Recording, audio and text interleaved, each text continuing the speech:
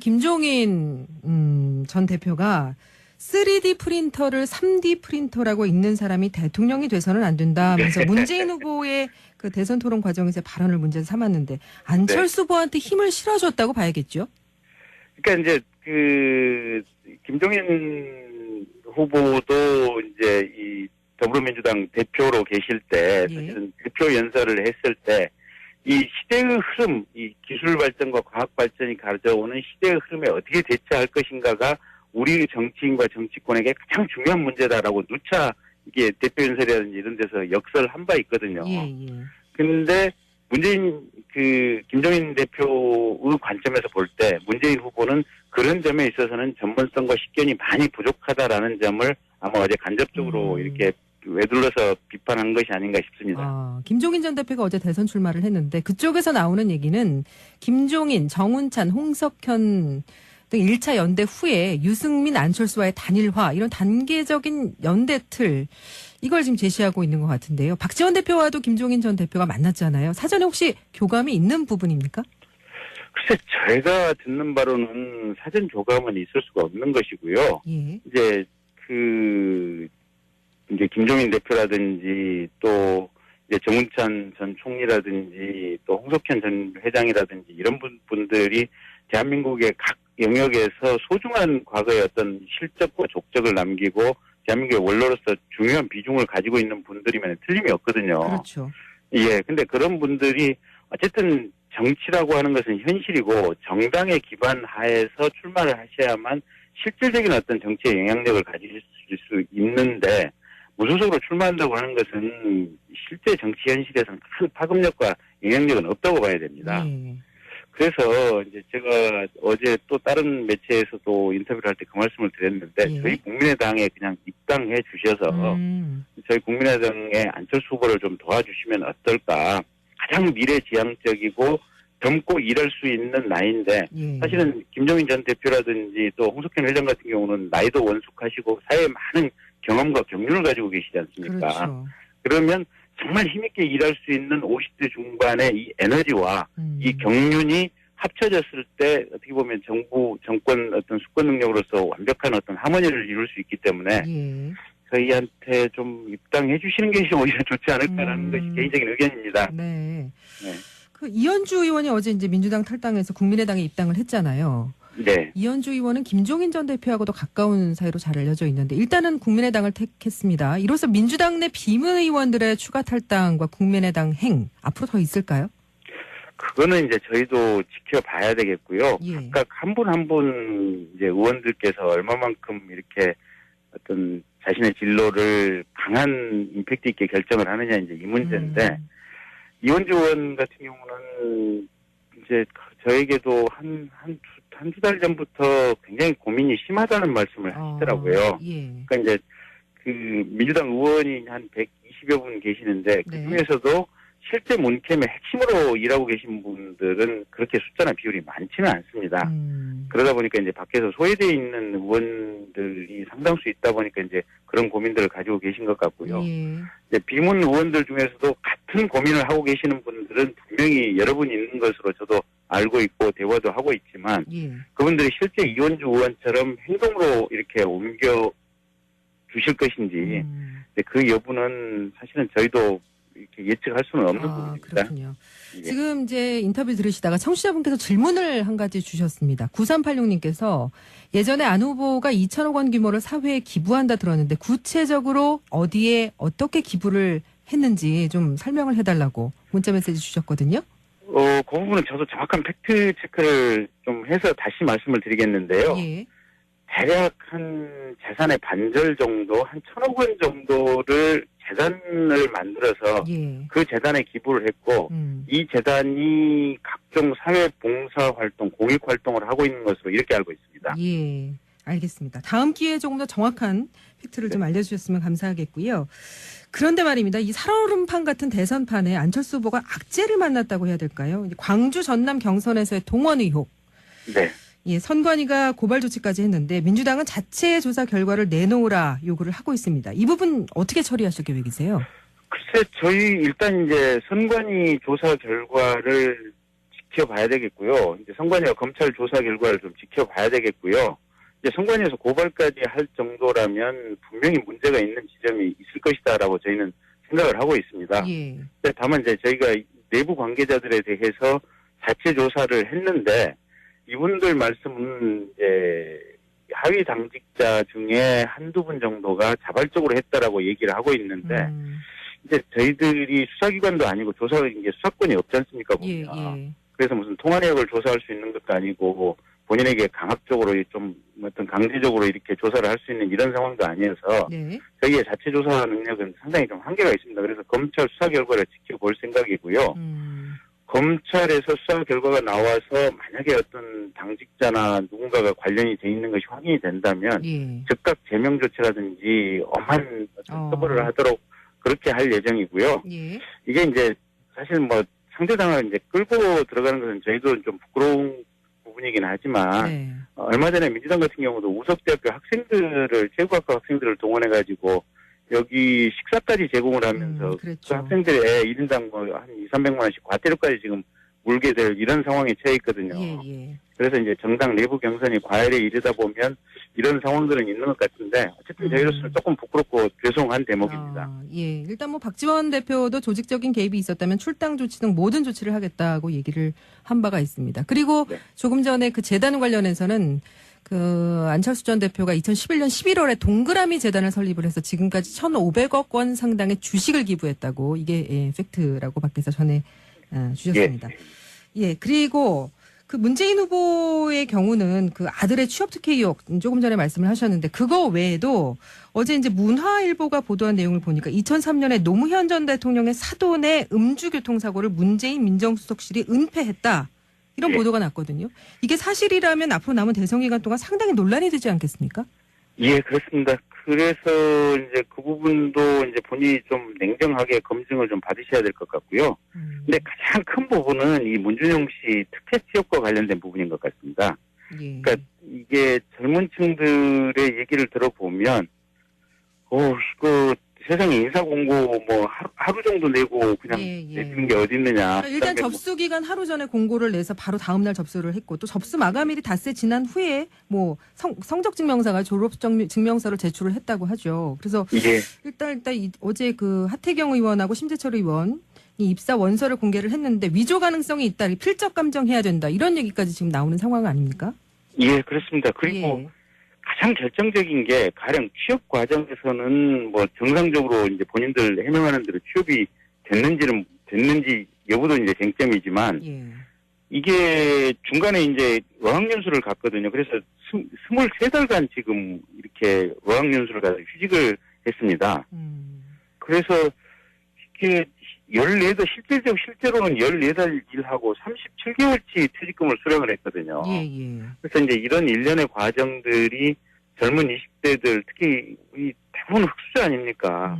그리고 대학 졸업하고도 10명 중에 6명, 7명이 지금 취업을 하지 못하고 있는 이런 상황인데 여기에 대해서 잘못을 했다면 또 잘못이 있다면 진솔하게 국민들과 젊은이들에게 사과를 하면 되거든요.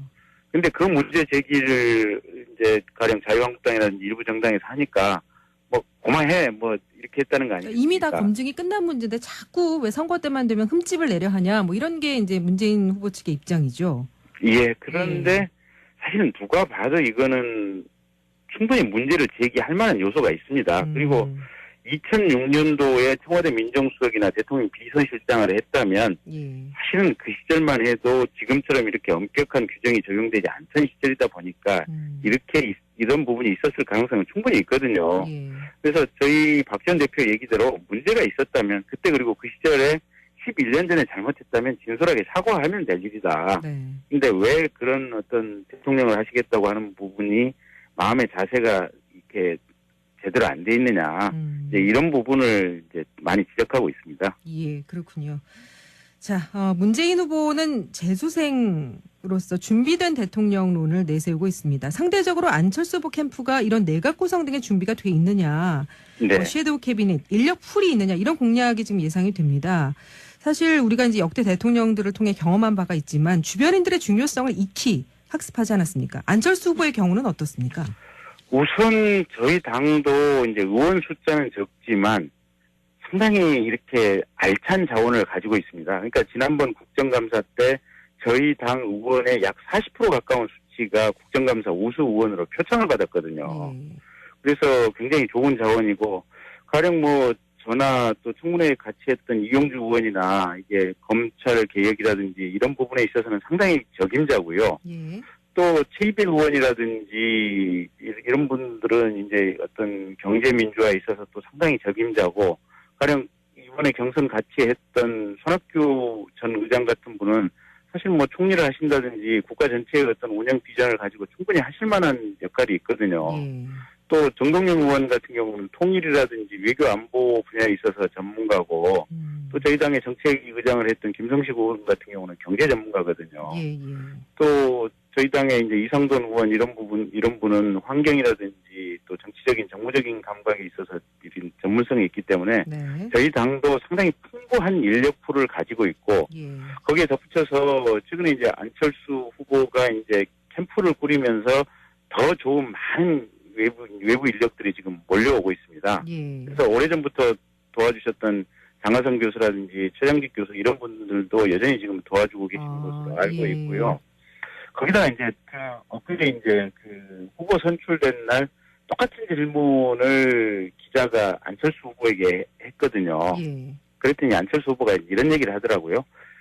사실 많은 자원을 거느리고 있는 것이 좋은 장점이면 틀림이 없다. 하지만 거꾸로 보면 이게 경우에 따라서는 도구로 작용하는 수도 있다. 그러니까 박근혜 대통령이 최초에 대통령 당선될 때는 과반수의 의석을 가지고 있는 상태에서 당선이 됐는데 이게 오히려 구조적으로 독이 되고 본인의 독선과 독재로 가는 계기가 됐다. 그러다 보니까 헌정 파괴에 이르지 않았느냐. 오히려 우리는 이렇게 숫자는 적지만 알찬 인력을 가지고 있는 이 상태가 오히려 좋을 수도 있다. 왜냐하면 많은 인재를 외부에서 널리 객관적으로 공정하게 끌어올 수 있는 그런 환경이 조성이 돼 있고, 또 선거 과정에서 정치하는 과정에서 빚진 사람이 적기 때문에 정말 좋은 인력을 외부에서 수혈해서 쓰는데 내부적인 아무런 제약이 없다. 그리고 또 지금 국회의 구조가 사실은 대통령 선거가 끝나고 나면 문재인 후보가 됐건 그 어느 후보가 됐건 연정을 할 수밖에 없는 상황 아니겠습니까? 그렇죠. 그러면 저희 국민의당 안철수 후보가 집권했을 때는 민주당도 또 바른정당에서 좋은 인재들을 이렇게 해서 장관으로 임명할 수 있는 부분이거든요. 그래서 그런 공간이 오히려 충분히 열려 있기 때문에 대통령인 안철수 후보의 자질을 보고 뽑는 것이 이번 선거에서 중요하지. 오히려 어떤 이 국회의원 숫자라든지 이 풀이 많고 적음은 이번 선거의 본질이 아니다. 민주당 같은 경우는 오히려 얼쩡쩡하게 지금 국회의원이라든지 사람 숫자가 있기 때문에 당선이 되고 나면 그 내부에서만 뽑았으려고 하면 외부에서 좋고 훌륭한 어떤 중요한 이런 사람들을 장관으로 발탁했는데 굉장히 큰 제약이 있을 것이다. 그렇겠죠, 아무래도. 이런 문제점이 있을 겁니다. 알겠습니다. 비문 의원들 중에서도 같은 고민을 하고 계시는 분들은 분명히 여러분 있는 것으로 저도 알고 있고 대화도 하고 있지만 그분들이 실제 이원주 의원처럼 행동으로 이렇게 옮겨 주실 것인지 그 여부는 사실은 저희도 이렇게 예측할 수는 없는 부분입니다. 그렇군요. 지금 이제 인터뷰 들으시다가 청취자분께서 질문을 한 가지 주셨습니다. 9386님께서 예전에 안 후보가 2천억 원 규모를 사회에 기부한다 들었는데 구체적으로 어디에 어떻게 기부를 했는지 좀 설명을 해달라고 문자 메시지 주셨거든요. 그 부분은 저도 정확한 팩트 체크를 좀 해서 다시 말씀을 드리겠는데요. 대략 한 재산의 반절 정도, 한 1,000억 원 정도를 재단을 만들어서 그 재단에 기부를 했고 이 재단이 각종 사회봉사 활동, 공익 활동을 하고 있는 것으로 이렇게 알고 있습니다. 알겠습니다. 다음 기회에 조금 더 정확한 팩트를 좀 알려주셨으면 감사하겠고요. 그런데 말입니다. 이 살얼음판 같은 대선판에 안철수 후보가 악재를 만났다고 해야 될까요? 광주 전남 경선에서의 동원 의혹. 선관위가 고발 조치까지 했는데 민주당은 자체 조사할 수 있는 50대 중반의 이 에너지와 이 경륜이 합쳐졌을 때 어떻게 보면 정권 어떤 수권 능력으로서 완벽한 어떤 하모니를 이룰 수 있기 때문에 저희한테 좀 입당해 주시는 것이 오히려 좋지 않을까라는 것이 개인적인 의견입니다. 그 이현주 의원이 어제 이제 민주당 탈당해서 국민의당에 입당을 했잖아요.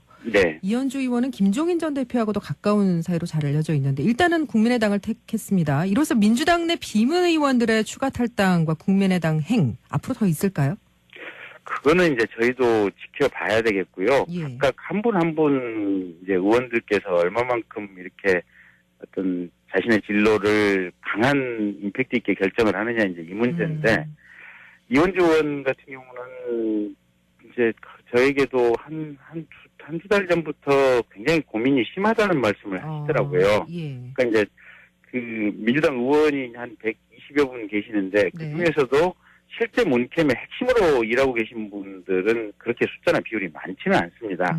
그러다 보니까 이제 밖에서 소외되어 있는 의원들이 상당수 있다 보니까 이제 그런 고민들을 가지고 계신 것 같고. 결과를 내놓으라 요구를 하고 있습니다. 이 부분 어떻게 처리하실 계획이세요?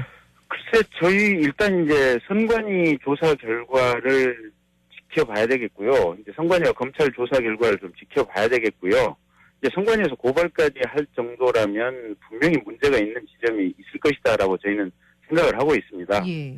다만 이제 저희가 내부 관계자들에 대해서 자체 조사를 했는데 이분들 말씀은 이제 하위 당직자 중에 한두 분 정도가 자발적으로 했다라고 얘기를 하고 있는데 이제 저희들이 수사기관도 아니고 이제 수사권이 없지 않습니까? 보면. 예. 그래서 무슨 통화 내역을 조사할 수 있는 것도 아니고 본인에게 강압적으로 좀 어떤 강제적으로 이렇게 조사를 할 수 있는 이런 상황도 아니어서 네. 저희의 자체 조사 능력은 상당히 좀 한계가 있습니다. 그래서 검찰 수사 결과를 지켜볼 생각이고요. 검찰에서 수사 결과가 나와서 만약에 어떤 당직자나 누군가가 관련이 돼 있는 것이 확인이 된다면 즉각 제명 조치라든지 엄한 처벌을 하도록 그렇게 할 예정이고요. 예. 이게 이제 사실 뭐 상대방을 이제 끌고 들어가는 것은 저희도 좀 부끄러운 부분입니까? 글쎄, 저희가 듣는 바로는 사전 조감은 있을 수가 없는 것이고요. 예. 이제 이제 김종인 대표라든지 또 이제 정운찬 전 총리라든지 또 홍석현 전 회장이라든지 이런 분들이 대한민국의 각 영역에서 소중한 과거의 어떤 실적과 족적을 남기고 대한민국의 원로로서 중요한 비중을 가지고 있는 분들이면 틀림이 없거든요. 그렇죠. 예, 근데 그런 분들이 어쨌든 정치라고 하는 것은 현실이고 정당에 기반하에서 출마를 하셔야만 실질적인 어떤 정치의 영향력을 가질 수 있는데 무소속으로 출마한다고 하는 것은 실제 정치 현실에서는 큰 파급력과 영향력은 없다고 봐야 됩니다. 그래서 이제 제가 어제 또 다른 매체에서도 인터뷰를 할 때 그 말씀을 드렸는데 저희 국민의당에 그냥 입당해 주셔서 저희 국민의당의 안철수 후보를 좀 도와주시면 어떨까. 가장 미래지향적이고 젊고 일할 수 있는 나이인데 사실은 김종인 전 대표라든지 또 홍석현 회장 같은 경우는 나이도 원숙하시고 사회에 많은 경험과 경륜을 가지고 계시지 않습니까? 그렇죠.